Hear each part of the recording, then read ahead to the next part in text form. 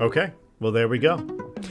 All right, hello and welcome everyone to episode 83 of the GGG Podcast. I'm Paul, and as always, I'm joined by my co-host Phil. We got a great show for you this week. We're going to be talking some Space Marine, some Marvel Rivals. We're going to slander EA a little bit like we like to do. And for our main topic, we're going to be talking some Donkey Kong Bananza. We've got new gameplay.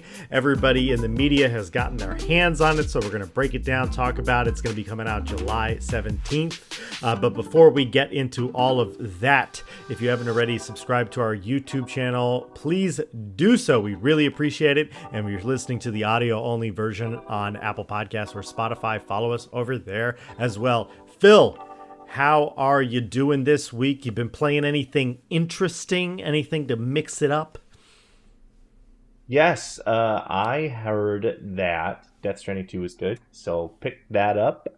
If you remember last week, I talked a bit of smack about Death Stranding 2. I was not interested in playing it, but now I'm into it. No. Basically, I was listening to some reviews, some trusted reviews, which I hope we can be to some of our audience.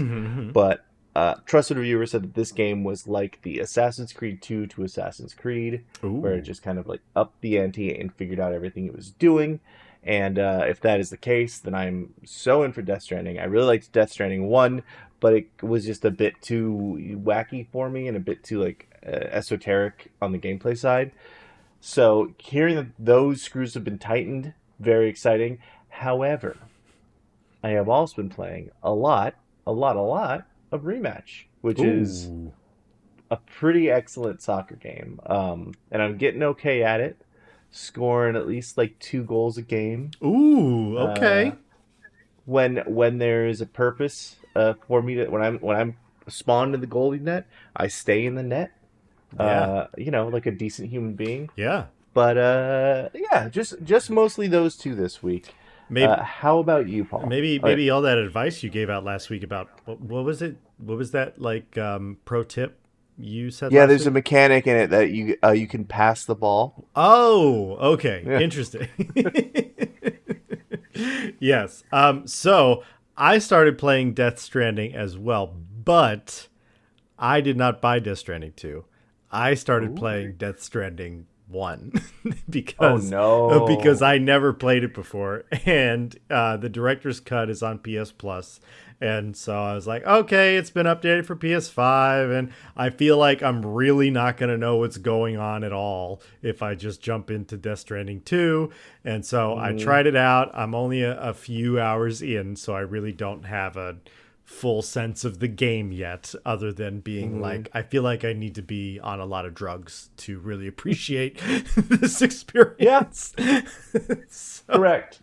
So yeah, there's that. But yeah, I've been doing that. I dipped back into Marvel Rivals a little bit with the season coming to a close. Want to see if I can earn any more currency before the season wraps up to spend in the store. And then I've been checking out the Space Marine 2 update with the updated siege mode, which we're going to talk as our first main topic. So I won't get too into that before we break it down. But yeah, just a little this, little that. I am excited to try and get through Death Stranding. We'll see how successful I am.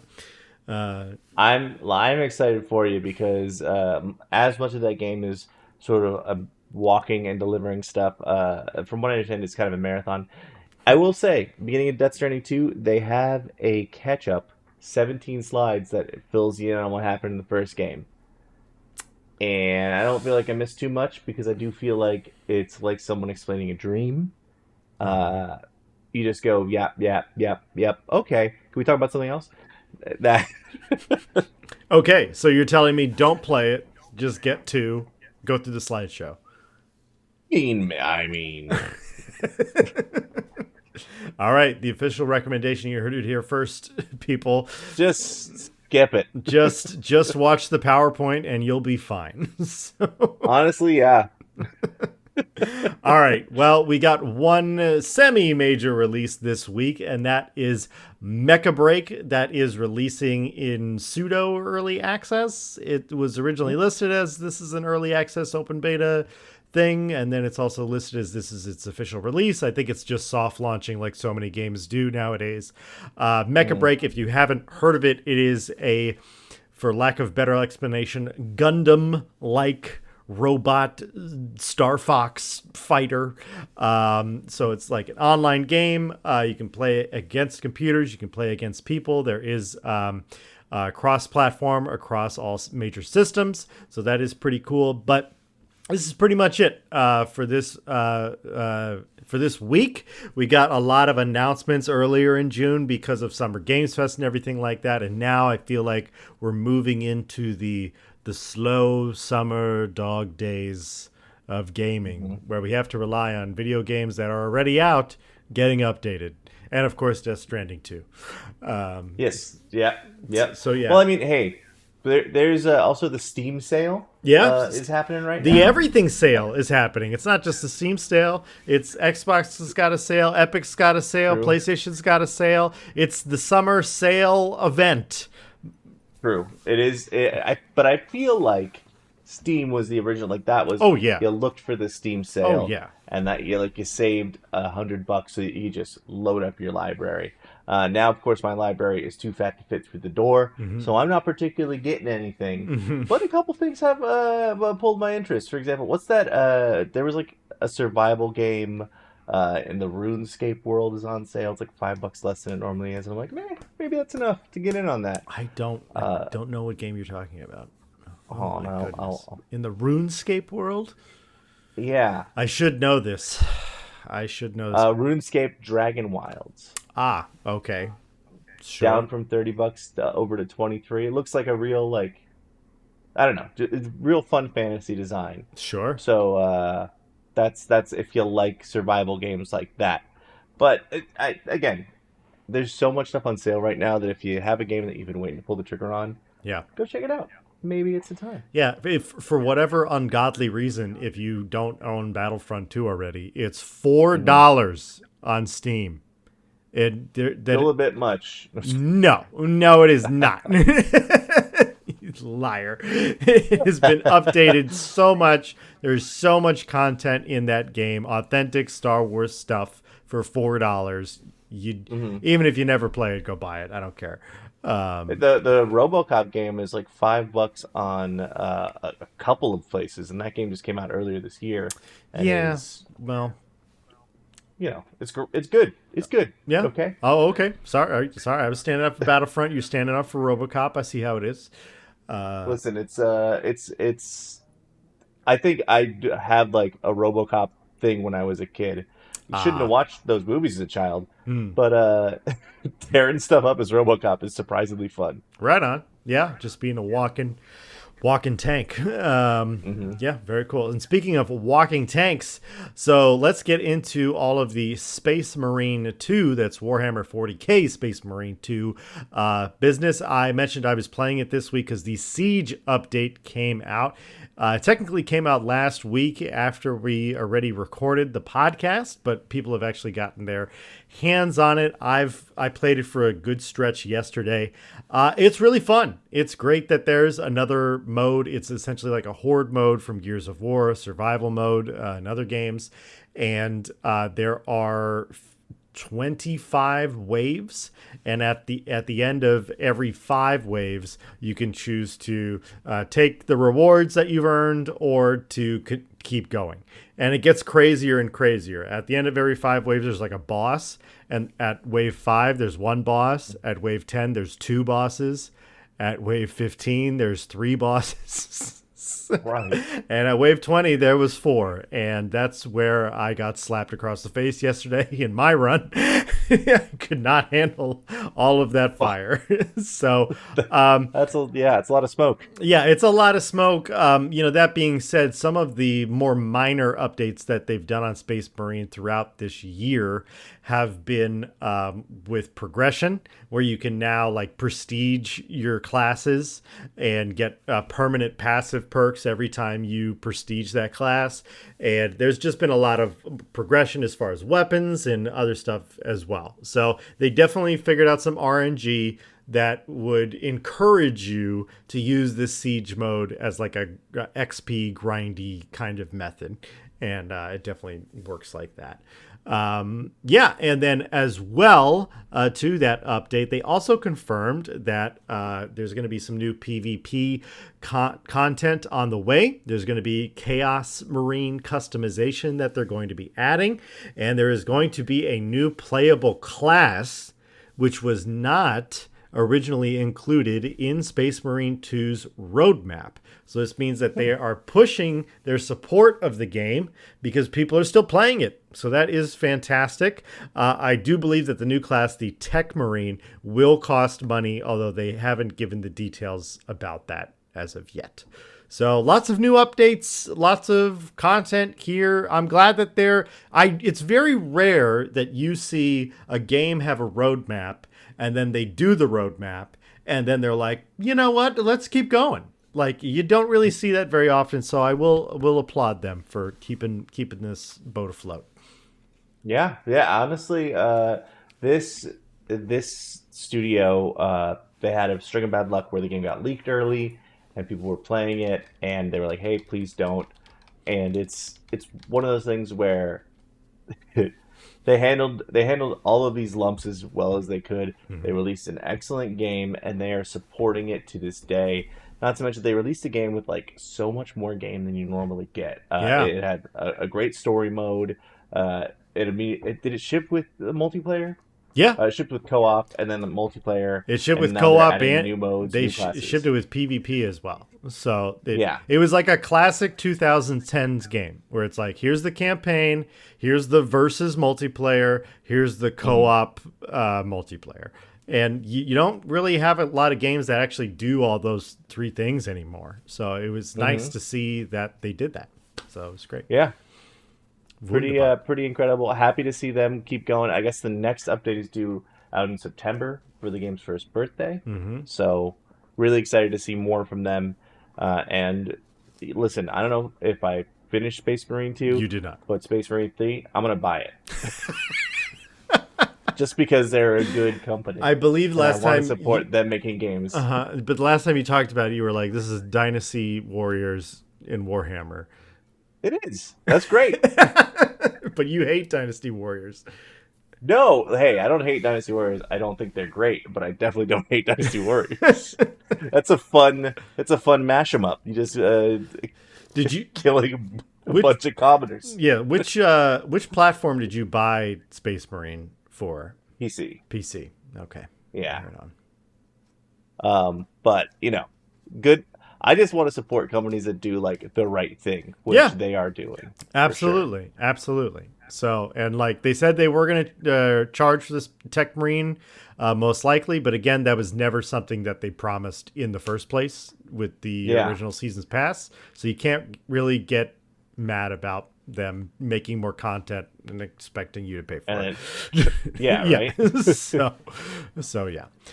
Speaking of new content, let's press right along. So Marvel Rivals Season 3 is right around the corner. It's going to be coming out July 11th. That's 7-Eleven, free Slurpee Day for those 7-Eleven lovers out there. But yeah, so that's in 10 days. Phil, and we got confirmed 2 new characters. Who are these new characters we're getting in Season 3? Oh, well, first we're going to be getting Jean Grey / the Phoenix. So, interesting stuff I've noted. Well, you know what? I'll come back to the Phoenix, but I want to say some more stuff about her. The Phoenix and Blade, as well as hints of Null, who is another sort of big bad. Mm-hmm. Granted, all of the big bads that we've seen, Galacta, Doom... who was the big bad of last season? Oh, actually, we got to play as Ultron, which is kind of a crazy big bad, but not like Krakoa, half organic, half not Ultron. And Null is a great character. He's sort of like the god of symbiotes. Recently had a really cool run in the comics. Was teased in Venom 3: The Last Dance. I hope to God we never see him in the films. I'm sorry, did you watch Venom 3: The Last Dance, Phil? I found it for free on YouTube. Uh, someone recorded the whole thing, and I said, "This seems to be the quality fitting of this film," and I skipped through it. Oh But man. Okay. listen, before I watched it, I knew that Noel was in this. I was Okay. gonna say the B word, but I knew that Noel was in this thing because I got to keep tabs on my Spider Verse. That Right. said, uh, we're getting some cool new skins. Starting the 4th, I believe we get the Captain America a symbiote skin. There's a Jeff symbiote skin incoming, which makes him look like a killer whale. Super into all of that. But coming back to Jean Grey, it seems like it's Jean Grey with kind of like the ghost of the Phoenix Force behind her.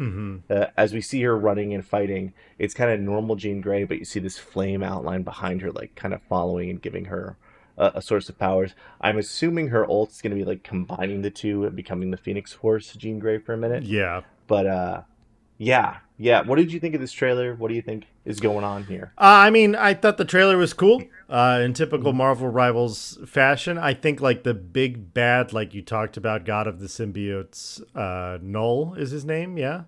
Mm-hmm. Yeah. But he seems to be like acting through Hela, because Hela's Mm-hmm. got a specific skin for this season, as so like she's the acting bad because Null's not in the game.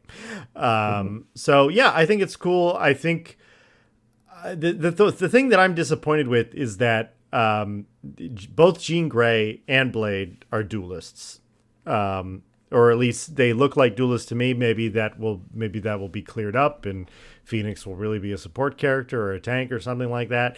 But it's just like the game has so many freaking duelists, and that's always the problem when you're playing Marvel Rivals. And one of the things I really liked about last season was that the characters were a tank and a support character that they were adding, and now we're doing two duelists. So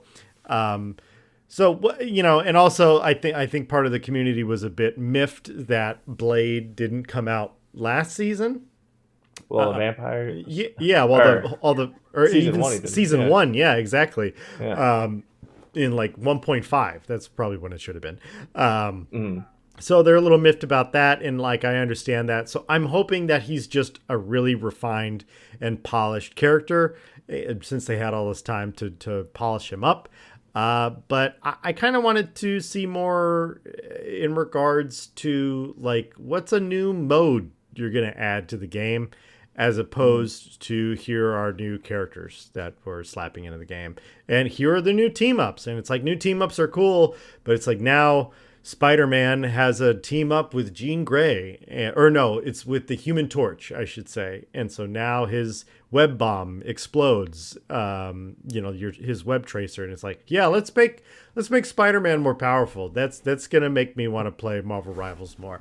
So, Hey, listen, it is the most accurate team up for Spider-Man. Actually, I feel like he teams up with almost anyone, but him and the Human Torch canonically best frenemies. So oh yeah, okay, ha- happy to see them at least leaning into the characters and all that stuff quite a bit. But I'm really interested to see what the gameplay is like for these characters and like because we only have the trailer so far and a little bit of extra info. Is that exactly. Yeah, yeah? that's correct. We do have no gameplay of these characters yet.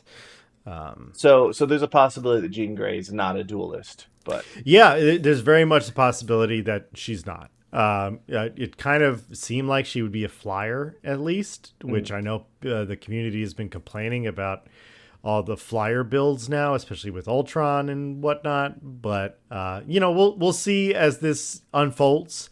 But I'm yeah. glad that Marvel Rivals is continuing to do updates and add new characters and whatnot. I know that their numbers have dropped off a bit over the last couple months, but that's natural for the lifespan of its live service right now. So it makes a whole. Yeah, I think they're always going to have the sort of threat of putting a new character out there that gets a lot of people back into the game. Yeah. Um, so that is pretty exciting.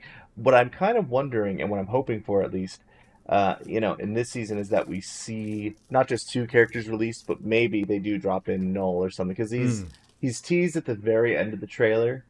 Um, that would be a pretty cool addition to like figure out like a tank or something. sure. Uh, So fingers crossed that because they said they would release like 2 to 3 characters per season. Fingers crossed they're doing something special here. But yeah, I think this season I'm a little bit more activated than I am for the Hellfire Gala, or was for the Hellfire Gala season.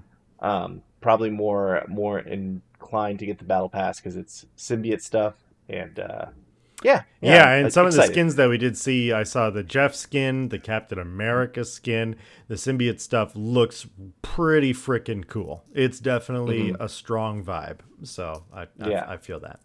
All right, this next piece of news caught me incredibly off guard. I thought this game was never going to get updated, and that is Red Oh Dead yeah, Online. I could dude, not you and everyone else. Nobody I else knew couldn't this was happening. believe this was a real article. I was like, this is fake news. This is no. Hmm. They did not update Red Dead Online. And they did. Rockstar Shadow updated Red Dead Online. There and it is basically an undead nightmare kind of expansion, sort of. Yeah. Apparently, it's going to be released in phases, but there is a part of it that is live on the game right now. And what I thought was really curious about this is I ran over to my PlayStation and I was like, is there an update? There's got to be an update. I'm looking for an update. No update. It's just they just updated it in the servers, Online. Interesting. which tells me that they had it in the game for a little bit already. That it is already Hmm. part of the game's, the in the hard drive already. So yeah, that's really Interesting. interesting. But essentially, it is a mission that takes place in Armadillo, and you're seeing the first outbreak of zombies, and it is very hard. And there's priests that are there, and they're telling it's God's wrath and everything like that, and you have to collect bodies in order to do experiments to figure out what's going on. So this is a kind of an involved mission addition to Red Dead Online. The last major update we got for Red Dead Online was in 2021, 4 years ago. So this is pretty wacky. And I will say they have kept the events live in Red Dead Online this whole time. They just haven't added any new content. So Hmm. do you think, Phil, that we're going to get a full Red Dead Undead Nightmare for Red Dead Online now? Has the door been opened to that magically? Or did they just dump some content that they've been sitting on? Well, I know. Well, okay. So I had heard from an actor friend of mine through the grapevine that he had worked with someone who said, "Oh yeah, I did a job for Rockstar, and I was talking about some sort of like infection, something zombie related." Mm-hmm. Um, so I've always kind of wondered, like, why the heck haven't they released or teased or talked about anything to do with Undead Nightmare for Red Dead Redemption 2? Undead Nightmare for Red Dead Redemption 1 was such a big part of the reason people loved it. Like, Mm-hmm. it was the full game, and then what cool zombie stuff? Excellent. Mm-hmm. Sort of like, what was the neon version of Far Cry 3? Far Cry Uh, 80s? Like, Dragon. Uh, oh my, Dragon Blood, Dragon something. Yeah. yeah, Blood Yes. Dragon, Blood Dragon. Blood Dragon. Um, so much like that, it was like a less serious version of the game where you could just go and have fun. And I've been wondering what they were going to do because Red Dead Redemption 2 was like, I'd say arguably a bigger hit than Red Dead Redemption 1. Oh yeah, far and away. So, yeah, so like you have this thing, why not do something with it? And the fact that they're releasing it online as something that's already in the game, uh, or like not something you have to pay extra for, is pretty jarring and exciting. Um, and it makes me really curious about what they're going to do. Here's my question to you, Paul. Mm-hmm. Is this too late? Have we as gamers kind of moved on? Or do you think it's the right time to come back to Red Dead Redemption 2? Um, I so difficult question. Good Yeah. question, but yeah, I mean, here's the thing: there's no other game that does what Red Dead Online does, Hmm. because it's not a survival game. That's not what it is. It's more of an adventure explorer, type game. You can play it in dad mode and just hunt and fish and do everything like that. But it's not like, oh, I got to build a base and I got to collect these resources so I can buy this gun or I can forge this gun. There's not really crafting, and there's crafting on a very minimal level in the game, but it's really just about having an adventure and being about the Wild West. And so I don't really think there's any competition for it. It's like you can't, if you'd be like, oh, you can play Conan Exiles, it's like, that's not the same as playing Red Dead Redemption Online. And so, like, look, I think it's great that they're showing support in this. I wonder why they did this at Rockstar. To me, my guess would be that they are letting off the gas of GTA Online, being like, now that we have a confirmed launch date for Grand Theft Auto 6, where it's actually on the Steam store and on PlayStation Network and on Xbox, it's listed. You can pre-order it right now.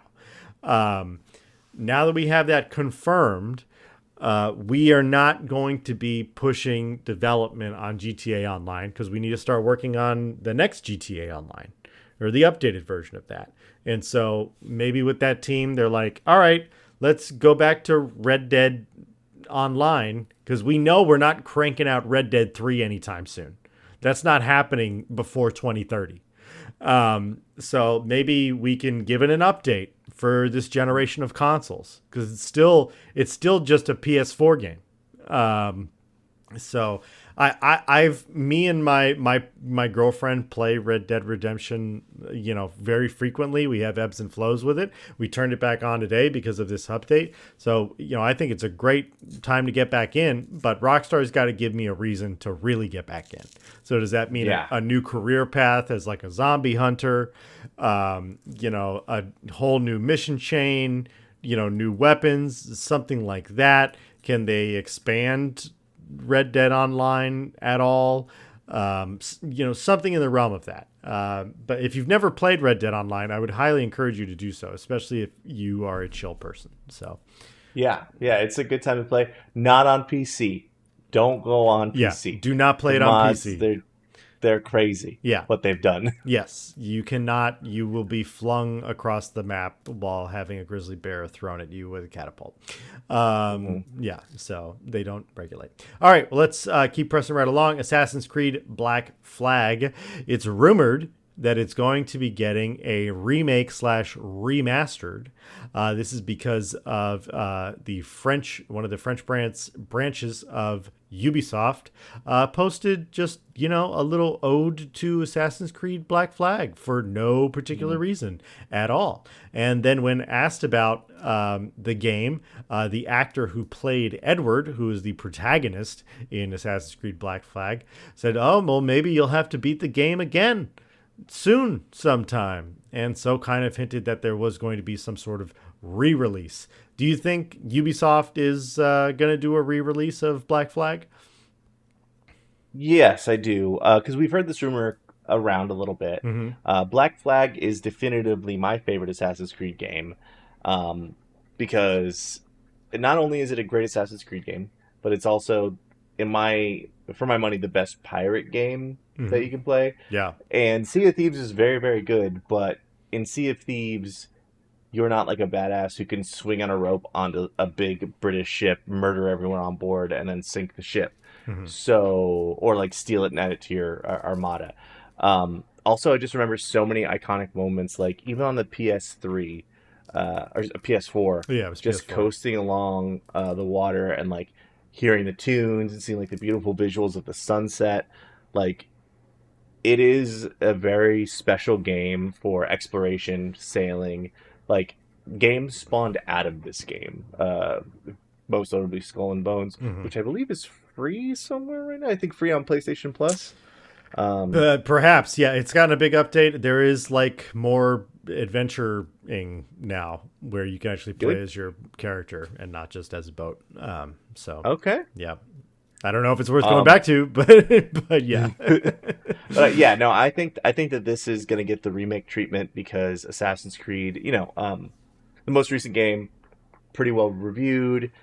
Controversies from weirdos aside, I think sold pretty well. But I think they're looking to go back to the well and just be like, hey, we know people want to play a pirate game. Here's a badass pirate game. Yeah. I am surprised this has not been done already, to be honest.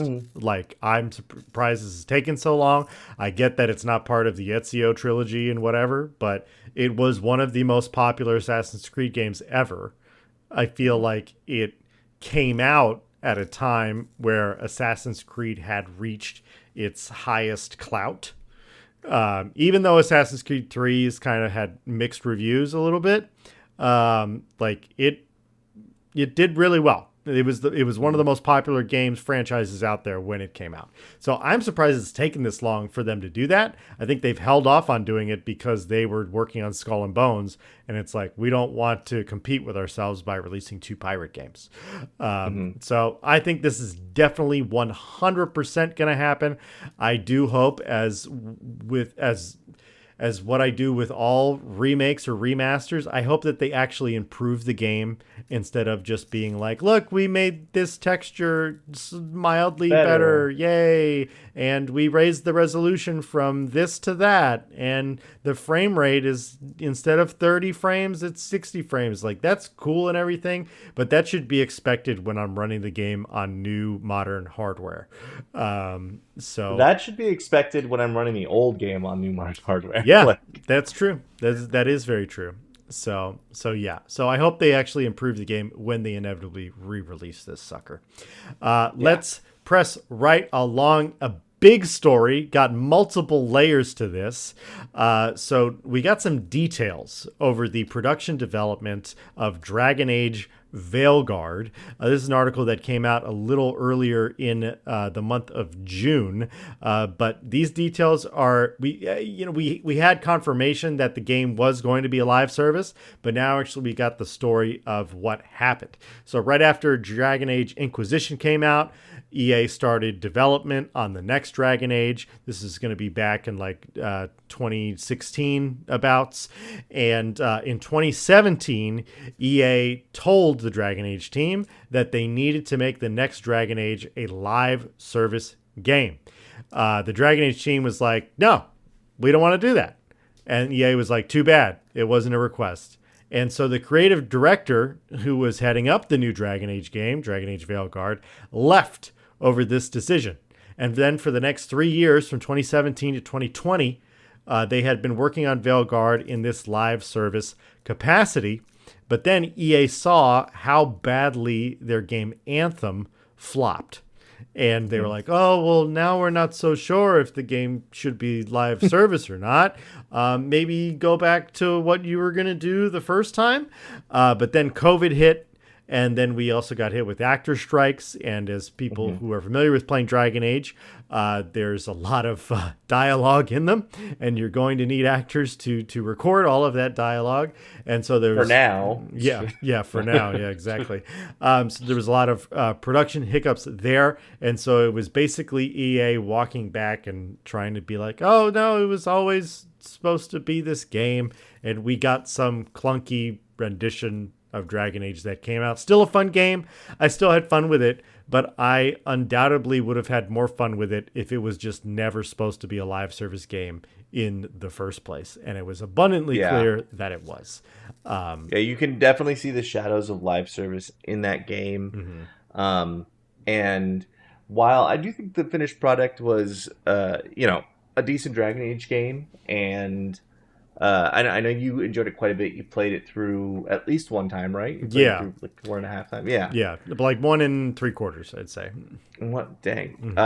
And there's a lot great going for that game, but I guess I'm just saddened to think of what it would have been had it just been allowed to, from the start, even with all of the troubles of COVID and the actor strike, from the start be designed to be the next generation of Dragon Age games, the next like actual thing.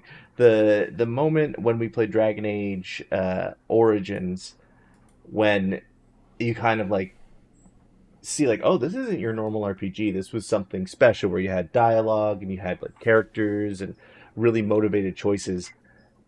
That was I want that moment for whatever the next Dragon Age is going to be, and I feel like we were kind of robbed of that because of this live service craving that EA as a company had. Yeah, 100%, completely.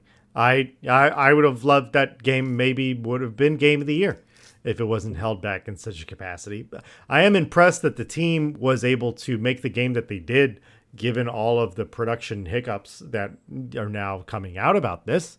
And let's get into the second story related to EA that is connected to this, and that is that the CEO of EA, Andrew Wilson, has gotten a $5 million raise this year after the company raked in $30 million for 2024.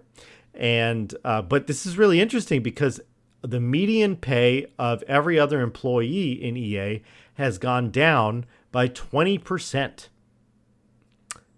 And the biggest citing of this is that EA has laid off so many people and they've rehired younger people and are just paying them less is the big thing. So, yeah, I mean, this is like scummery at its worst.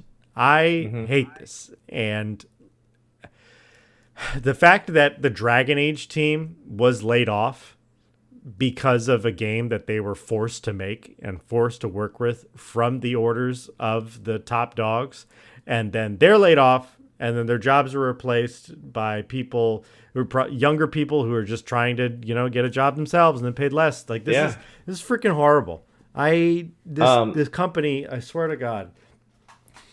You know what this makes me think of is one of my favorite characters from all video games, Luigi.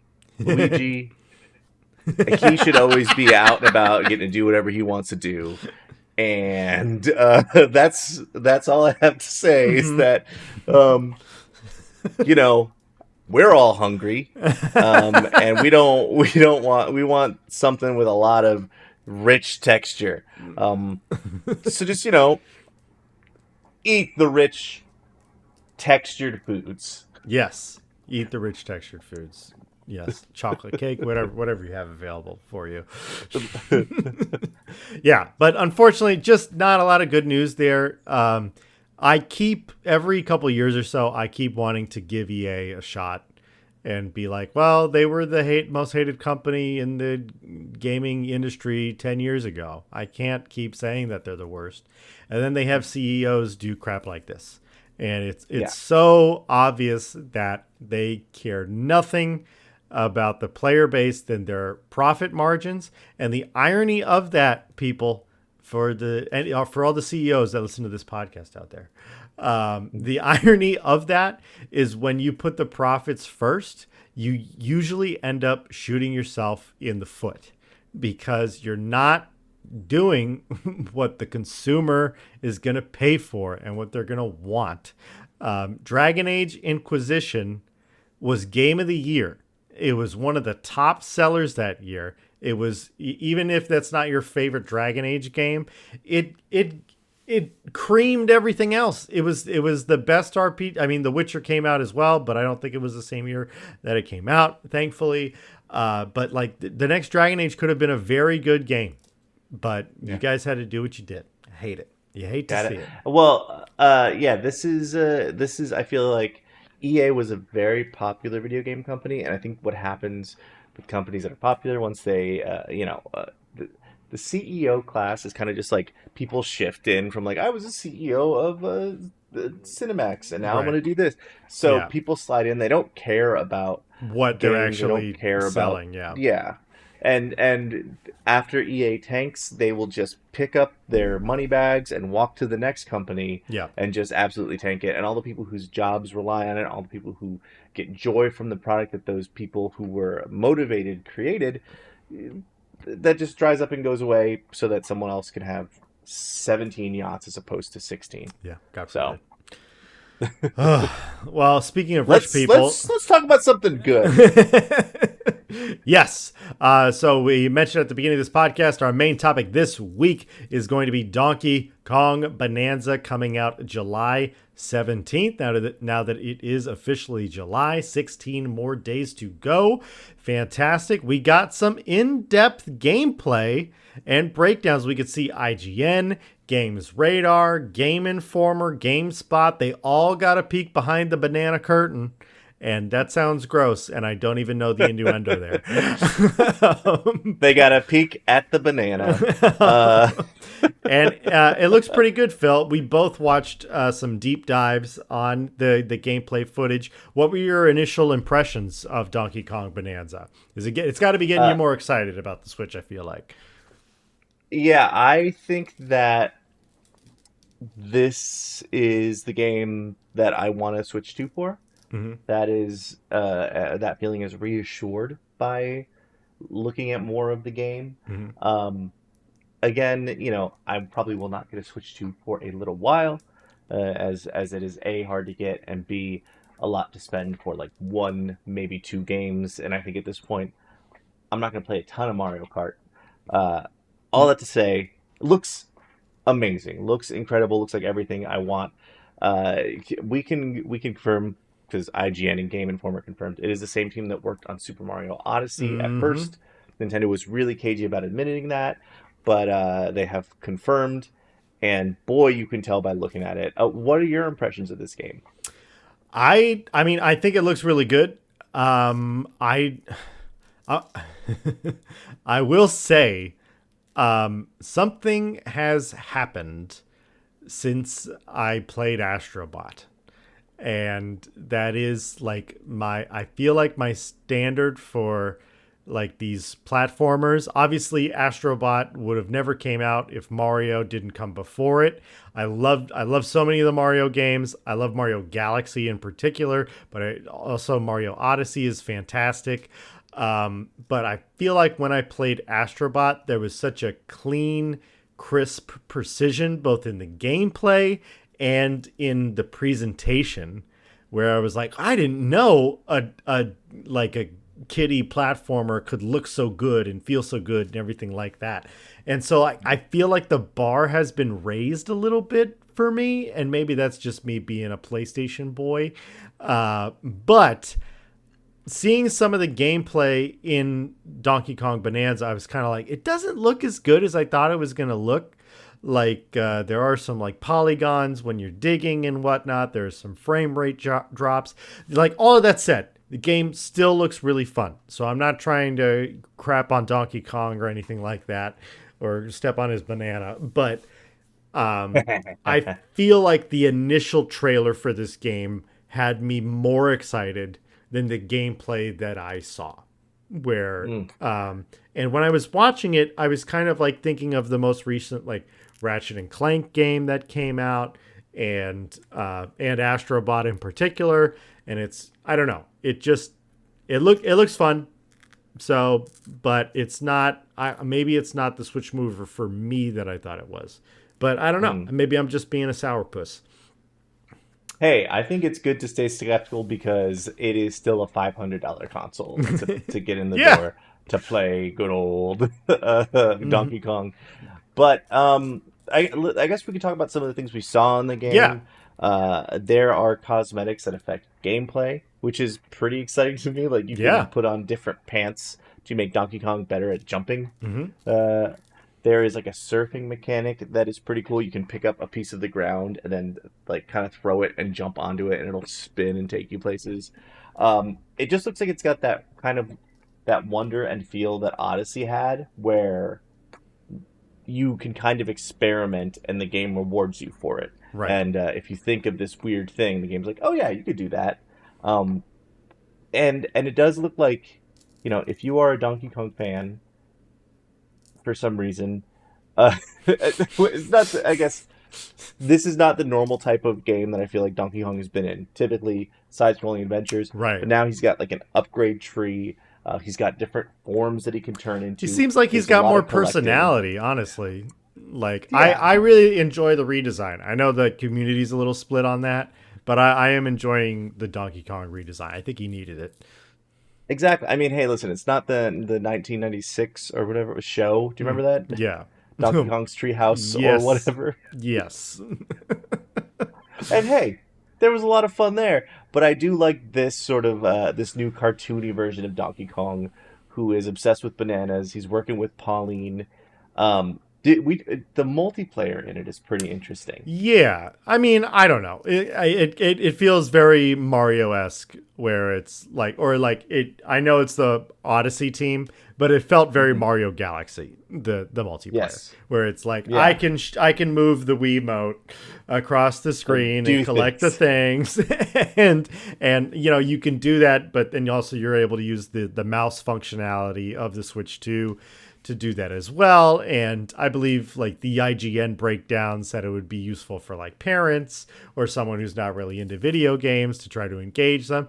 And I think that's true, but I don't know. It seems a little gimmicky. I don't know how much you need that, but I mean, yeah, I don't think the game. Well, I don't want to say this actually. I think the game probably will be challenging depending on how you play it. I sure. think there are going to be some incredible challenges at the tail end of this game, at the end game, but it does seem like you can. So the way it functions, you use the mouse function of the Wiimote to scroll over and click over different materials and then absorb them, Hmm. and then Pauline shouts words that take physical form. So you could be like, "I'm going to take lava," and then shoot lava at people Hmm. with her words. Yep. Um, And Pretty that's interesting. cool. Yeah, Quirky. yeah. I think it's just very creative Yeah. and weird and Nintendo.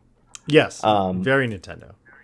so I guess ultimately for me, this game just feels like the most Nintendo AF Nintendo game that I've seen in a long time.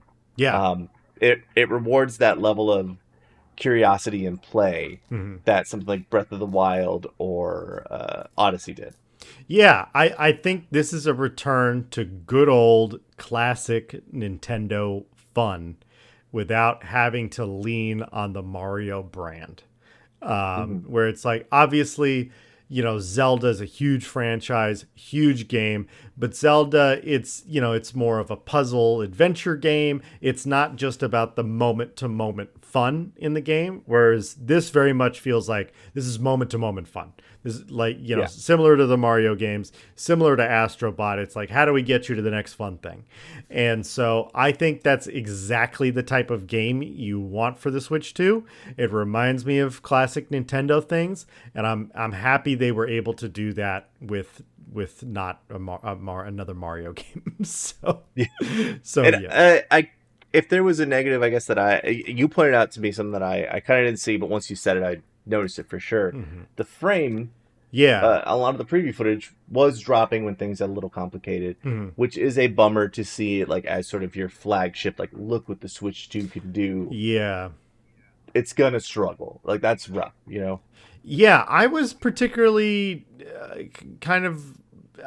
Look. I know that Nintendo is never going to be on the forefront of games, but it just came out. Like, Yeah, we should not be having performance issues when your console came out a month ago. But I mean, I think that could be emblematic of a lot of things. Like, why wasn't this just a launch game? Did this team tell Nintendo, look, we need more time? And Nintendo's like, all right, we'll give you an extra month. But that's what you get. Is that what happened? And that's why it's coming out a month after launch or something like that instead of just coming out at launch. Um, stability patches could be on the way, and maybe yeah, they played an earlier build. That is, I know that happens a lot with previews. Is not the final build of the game, especially if it's a hands-on preview. You're getting something further from the final build of the game. Sorry, if I mean it's like an on location where you go to Nintendo or some like you don't have the game with you for hours. right. Yeah. Um, So yeah, but yeah, I don't know. We'll see how it looks when it comes out. It could get some updates, of course. But yeah, there were some performance issue things, and I just feel like you can get a Steam Deck for less than 500. I think you can get one for like $300 now, and okay. it seems like a Steam Deck is able to run games of that graphical caliber respectfully. Now, with that being said, there is a lot going on, and I feel like the dig mechanic is maybe where a lot of the processing power is going, because like Yeah, if you can dig most any place in the game, then that becomes a lot to process because it's that not just does. like there's nothing under the surface or whatever. So maybe that has something to do with it, and I don't want to rag on it too much because it's Yeah. still like I said, it still looks really really fun. It definitely, to me, is way more intriguing than another Mario Kart game, as well as Mario Kart's been getting reviewed. So I'm happy that Switch 2 people are going to get a nice, meaty Nintendo platformer. Same here. You know, in the year of or the year following Astrobot's astronomical rise to fame, Yes. I would love to see another game of the year that is or game of the year contender that is a platformer. Um, I think main bummer is a lot of people are not going to be able to play this for a little while because the Switch 2 is in such high demand. Scalpers.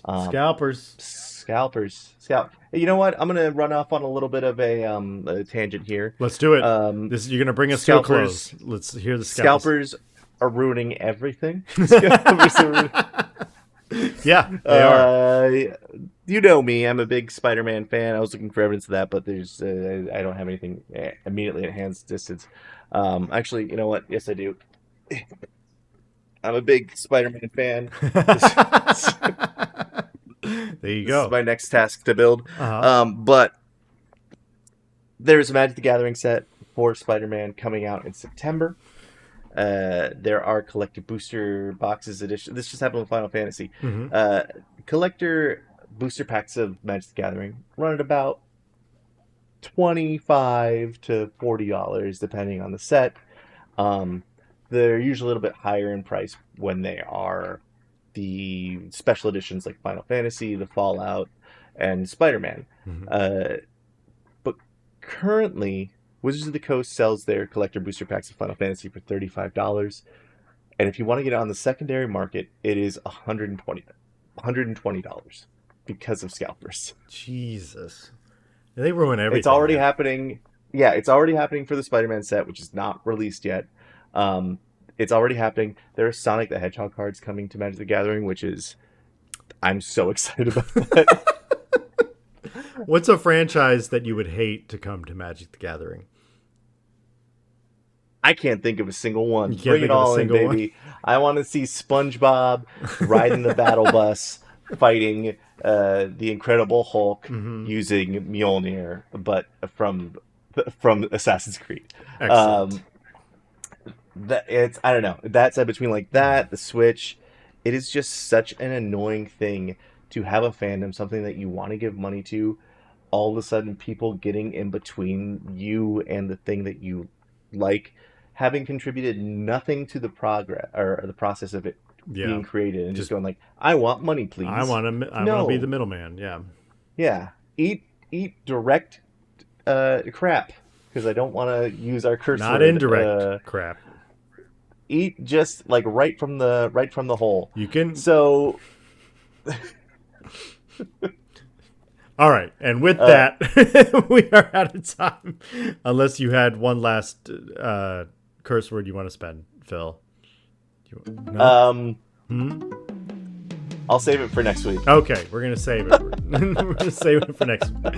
All right, but we are over time, so we got to wrap it up there. Thank you for joining us for episode 83 of the GGG Podcast. If you enjoyed this episode, please like and subscribe to our YouTube channel. And if you're listening to the audio-only version on Apple Podcasts or Spotify, follow us over there as well. We will be back next week, but we will be taking a week off in the middle of July. Phil's just learning about this now, so he's kind of peering around the room like, oh, I didn't know that. So we'll be doing that. But yeah, we will continue bringing you hot gamer news throughout the course of this summer. Right, Phil? Send news. Send news. Minus the D. All right. Peace out, everybody.